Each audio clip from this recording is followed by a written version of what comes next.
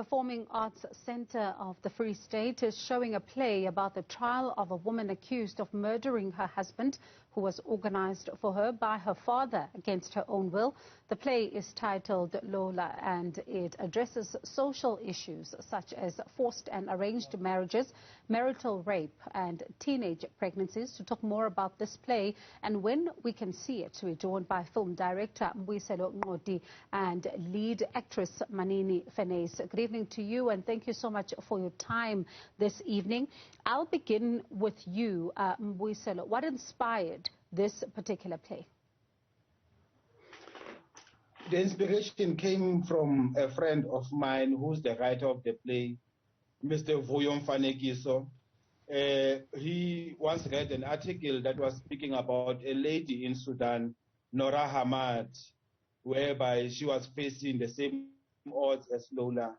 And he wrote a play based on that, especially when she was sentenced to death for the murder of her own husband after being forced into that marriage by her family and community. And her story, though, is not unique or the only story to come out of that country, is it? No, it is not unique to that country. It is also not unique to South African context, whereby you will find that those kind of arranged marriages or uktwala is happening, and our culture protects it, and our constitution protects those kind of customs. So the story, it is not unique in a sense that girl children still find themselves in that position, and some of them are even raped in those marriages, and then they are told that when you are in a marriage, therefore you cannot claim to be raped by your husband when you are actually his wife. And for you, Mannini, when you have to portray a role like this one, as an actress, you have to go somewhere in your mind in order to be able to portray such a character. Talk to us about that process for you.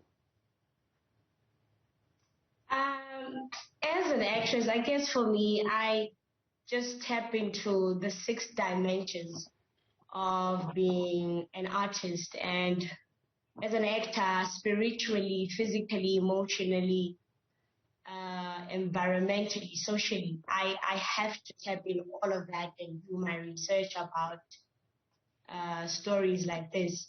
Like Mbuyiselo just said, the story, when we first found the script, it was a new story for us about Noura Hamad from Sudan. So preparations for me were really hard, especially emotionally and physically, because it's such it takes a toll for me as an actress to tap into that story specifically. So Loula and Noura are so similar to one another.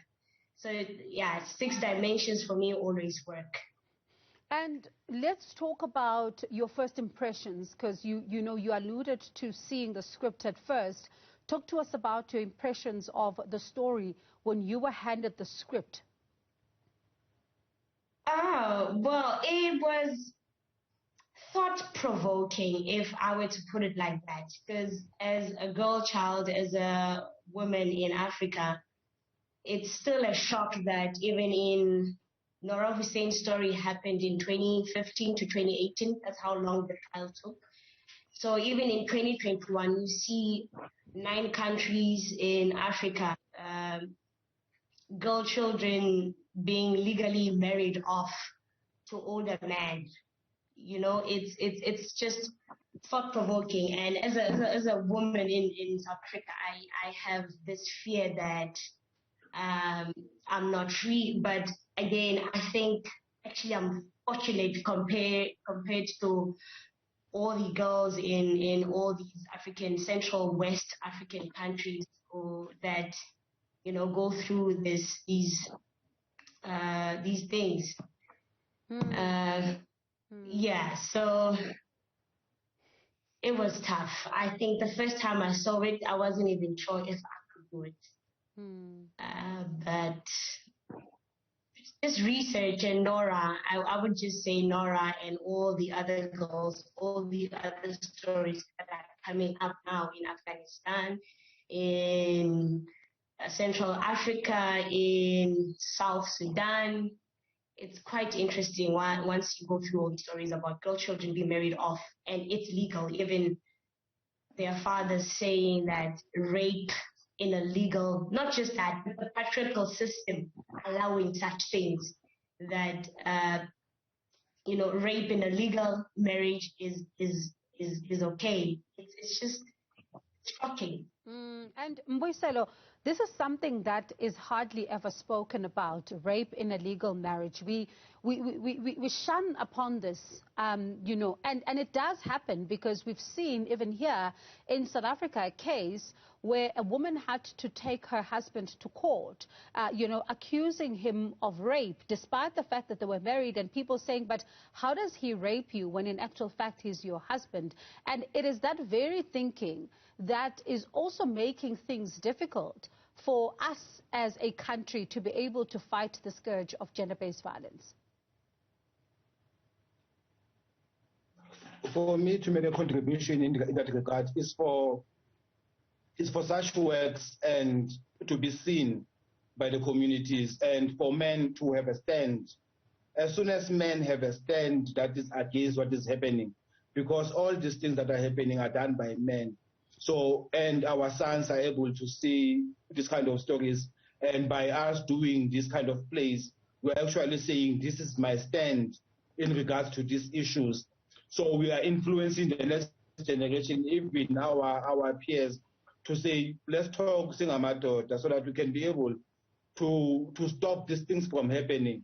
And we can also influence legislation if we talk about such issues as the gender male, and our women can feel safer around us. I think it is in that communication that we are supposed to make as men, and to our boy children, and how they relate to women from the younger age, so that when they grow up to get to relationships, we will not have this kind of scourge of rape happening inside marriages, or this kind of arranged marriages, because we also need first to question the traditions and cultures and religions that allows the male or the patriarchy system to enjoy this kind of freedoms of marrying a 14-year-old, and being okay with that, as if it is saving the girl from poverty, saving the girl from the situation, or giving the family a dignity, or having a contact